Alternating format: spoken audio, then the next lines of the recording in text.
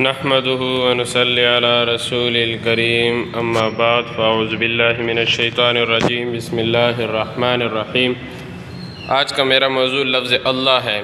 لفظ اللہ کا ذکر نفسیاتی امراض کے لیے بہترین علاج ہے۔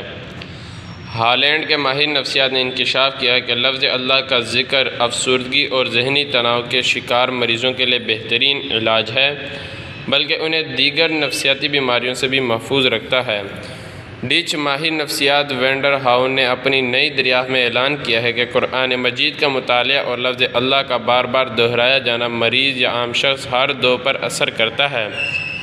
ڈچ پروفیسر اپنے مطالعے اور تحقیق سے گزشتہ 3 سال سے مریضوں پر تجربہ کر رہے ہیں۔ ان میں بیشتر مریض غیر مسلم تھے جو عربی نہیں بول سکتے تھے۔ انہیں لفظ اللہ صاف طور پر بولنے کی تربیت دی گئی۔ اس کا غیر معمولی نتیجہ برآمد ہوا، خاص طور ان مریضوں پر جو افسردگی اور تناؤ کا شکار تھے۔ سعودی روزنامہ الوطن نے لکھا کہ مسلمان جو کہ عربی پڑھ سکتے ہیں اور قرآن مجید کا مطالعہ بلا ناغہ کرتے ہیں، وہ خود کو نفسیاتی بیماریوں سے محفوظ رکھ سکتے ہیں۔ ماہر نفسیات کے مطابق اللہ کا ہر حرف نفسیاتی امراض کے صد باب میں مؤثر ہے۔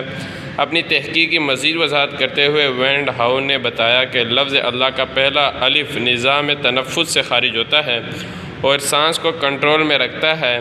حرف لام کی ادائیگی کے لیے زبان کو معمولی سا تالو سے لگا کر تھوڑا توقف کرنے کے بعد اس عمل کو صحیح ادائیگی سے دہرانے اور سانس لینے کا عمل توقف سے جاری رکھنے سے تناؤ کو عافیت حاصل ہوگی۔